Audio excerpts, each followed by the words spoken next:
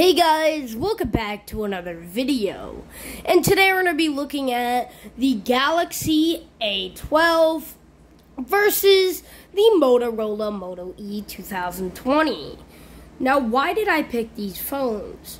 Maybe people are considering buying these phones in 2023. Why the hell not? Or maybe people have both of these phones or one of these phones and want to see the differences between these phones. Well, this is the video for you. The reason why I picked both of these phones is because they both came out in 2020. Now I was going to pick the Galaxy A11, but it's dead, so I picked the A12. So yeah, both of these phones you could buy used, obviously. You can buy new somehow. But yeah. So let's first talk about the display on both of these devices. The Galaxy A12 has a 6.5-inch display, while the Moto E has a 6.2-inch display. So the Moto E is a little bit smaller, as you can see. But the screen is smaller also because of the thicker bezels, which we'll talk about after. The resolution on each of these devices on the Galaxy A12 is 1600 by 720 with a 20:9 aspect ratio and the 270 ppi. So that's really good. The 19:9 aspect ratio, or 20:9 I meant, really good for content consumption.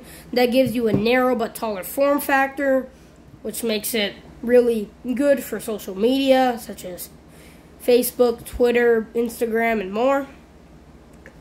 So that's really good. The screen itself doesn't look that good at all, but it will get the job done. The colors are really vibrant and the viewing angles are subpar. But the only thing is it does not have a smooth screen, and when you press on it, sometimes you get some of those pressure points, which kind of makes it feel cheap. But with the Motorola Moto E, we have a 1520 by 720p screen with a 19:9 aspect ratio and a 271 ppi. So we're getting a little bit more ppi patrol on here. We're getting a 19:9 aspect ratio, which is okay, but it's a more thick. Yeah, it's a more of a thicker phone. Not thick, but wider phone. A little bit wider than the Galaxy A12, and the screen itself is a bit wider, as you can see the difference here. But this phone is great also for content consumption. You're not going to be getting as much as the black borders as 19:9 aspect ratio phone has, and it would be really great for Facebook, Twitter, and Instagram, and more also. But not as good as the Galaxy A12, because the Galaxy A12 has the more narrow but taller form factor. But both of these are great for content consumption, but the Moto E actually looks a lot more colorful. I don't know what panel they used for this, but Motorola's panels back in 2020 were really good, and they just kind of lost character today. But this one is a really good panel. It's smooth. We don't see any of the dead spots. I'm pressing more than the Galaxy A12, and you don't see any dead spots. And it's a lower resolution screen by a little bit, but it looks way better. So that's kind of weird on the screen there. But taking a look at the screen-to-body ratio, we have an 85.80 screen-to-body ratio on the Samsung Galaxy A12. Which is really good. So again, this is going to be a great phone for content consumption. You're going to be getting those thin bezels, and it actually looks very modern, except for the teardrop notch. But on the Moto E, we're getting a 78.55 aspect ratio, which is really bad. You know, I hate aspect ratios under 80, so this is really bad. 78.55. So you're going to be getting some thick boys on there, those thick bezels. It still looks great, and the screen looks a lot better than the Galaxy A12 screen, but you're going to be getting kind of an older looking form factor that kind of looks like it's dated from like 2018, 2019, or something like that. So in 2020, let's say this is when the phone came out, these are a little bit dated, especially in today's year. Taking a look at the hardware and processors, the processor on the Galaxy A12 is a MediaTek Helio P35, which is kind of a lower end chip, but it runs actually very well. It's on the slower side, but if you're doing just simple things, it's fairly fast for that, especially if you go into developer options and change it to 0.5. I didn't on mine, but it would make things feel a lot quicker and kind of like a 90 hertz screen, but not as good as that. But yeah, just overall things feel really quick on it, as long as you're not pushing it with games. On the Motorola E, we're getting a Qualcomm Snapdragon 632, which is way better than the A12 that I covered in the last video with the A01. So a lot better processor than those phones, but it's slow and sluggish. It works, but if you don't mind some waiting, it works. It works. And it's actually not that slow. Everything is actually very quick and speedy, but once you start pushing it with apps and games, I think things will start slowing down. So overall, I think the Galaxy A12 is a little bit faster, but the Moto E is also very fast. If we take a look at the RAM, this is a big difference. So the Galaxy the Galaxy A12, my variant is coupled with 3 gigabytes of RAM and 32 gigs of storage. But I believe every variant of the Moto E is coupled with 2 gigs of RAM and 32 gigs of storage. So we're losing a gig of RAM on each base model. But I think the 12 comes with 2 gigabytes of RAM on the base model. I just got the 3 gigabyte of RAM variant, so it might be the same, but mine does have an extra gig of RAM. And even 3 gigs of RAM is really bad. 2 gigs is just really bad. You can't hold any apps. You're going to have to clear all apps all the time. Again, yeah, you can expand these phones with a micro SD card, both of them, but the Moto E is a bit limited with 512 gigabytes, and you get 1 terabyte, 1,024 gigabytes of expansion on the Galaxy A12. So a lot more expansion options. The Galaxy A12 right now is on Android 12 and is stuck on Android 12, but the Moto E came with Android 10 and is still on Android 10. So you're going to be stuck with this old Android 10 experience compared to this newer, a lot newer, more modern Android 12 experience. But it's One UI.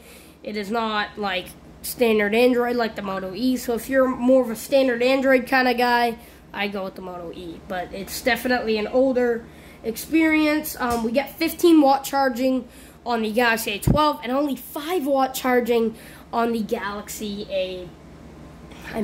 the Motorola E. So it's going to take a while to charge up the big beefy battery. And do I know the specs on the battery? Alright here. So on the Galaxy A12, of course, we're getting that iconic Galaxy battery, the huge 5,000 milliamp hour battery. And on the Galaxy, oh my god, why do I keep saying Galaxy? Moto E, we get a 3,550 milliamp hour battery, which is still good, but definitely a lot better on the Galaxy A12. Will probably last you 2 days because it's a lower end processor. This will probably last you a day or maybe 2 if you're really light on your phone. So yeah, but it's gonna take so long to charge this battery with 5 watts.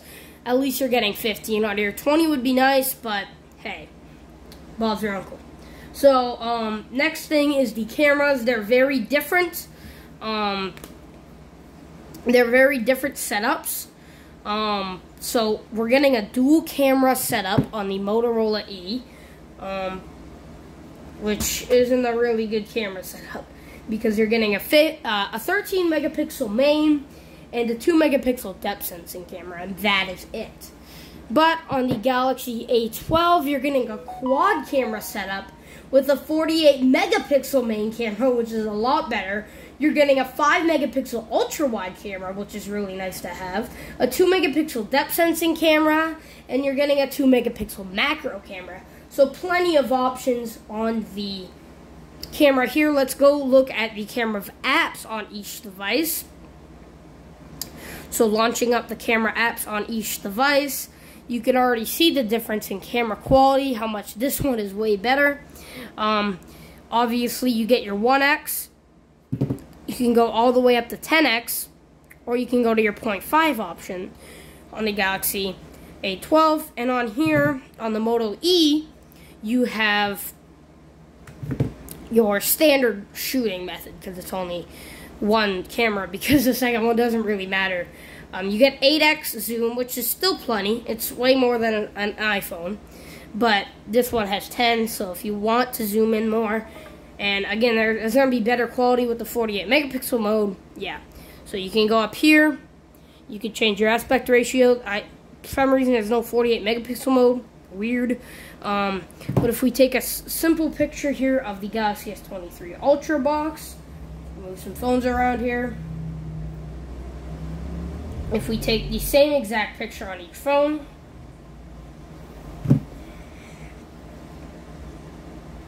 from the same exact distance,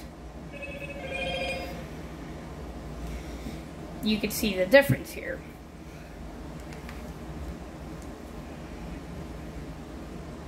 Now the Motorola E has a much wider field of view, but the Galaxy A12 has more detail. As you can see, the shadow and the texture on the box is there.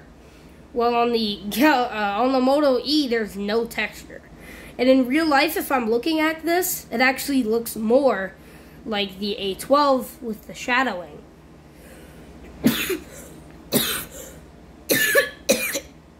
Go. So yeah, on camera, you can also see that shadow. So this is really good. This one kind of looks like black and like plain. It's really not like that in real life. And if we look on the bottom here, you can see the shine right here, because that's kind of like a chrome accent. On the Moto E, you just see kind of like blurriness, just kind of like a standard gray color. Now that's it with the Moto E. You get video, maxes out at 1080p 30. Same thing with the Galaxy A12. We get the 0.5 option also on there. Let's take a 0.5 photo here, an ultra wide photo from that same place. I don't know why that. Okay. Let's take an ultra wide picture. And as you can see, it's only 5 megapixels, but it does come in really good. So the 0.5 option compared to the 1X is a major, major difference. We're also getting portrait on both to get those nice blurred backgrounds. That's what the depth sensing camera is for on both devices. You could both do a bunch of levels of strength on the portrait. You can also do it on the front and back on both devices, which is nice. On the Moto E, we got some kind of weird features here. We got cutout mode, spot color, panorama, live filter. So we both get panorama on both. But you can see all the shooting modes here. So we get panorama on both, so you can take that nice panoramic shot. And then we get slow motion and time lapse. We don't get that on the A12. So if you're really into slow motion time lapse, I would go with the Moto E or get the secondary camera. But we get food and pro mode on the Galaxy A12, and we also get macro to get that nice close-up imaging. So if we take a nice macro shot here, gonna get really close.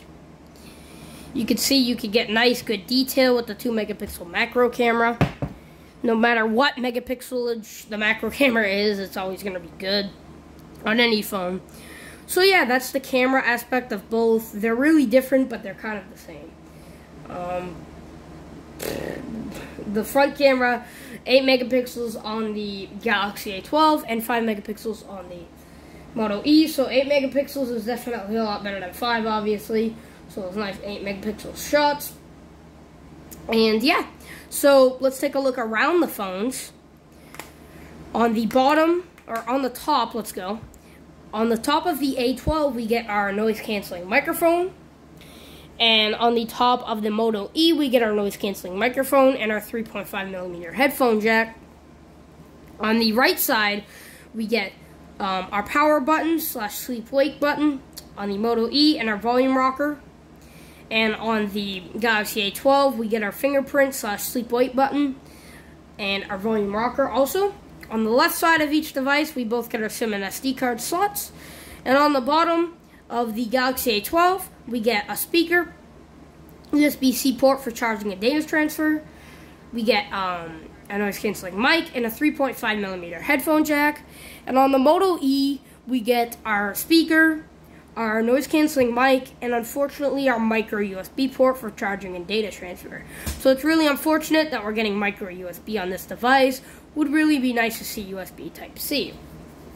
On the back of each device, this is kind of a glossy, glass-like finish. It's obviously plastic, but it looks really like glass, and it feels really like glass, and it feels really premium.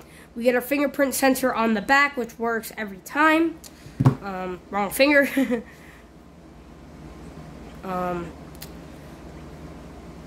Works every time. There. So it works almost every time. It's not that great of a fingerprint sensor. On this one, it's on the sleep-wake button, and this one works really every time. It's really fast and fluent. This one is kind of dumb. It's in a good position, but I don't like it on the back. I would rather have it on the button. And then we get our camera set up on both. So, I hope you liked this video. I'd definitely go with the Galaxy A12 if I were you. The Moto E is kind of outdated, even in today's date, so the Galaxy A12 is definitely more modern. I want to thank you guys for watching. Comment, like, subscribe, and peace out.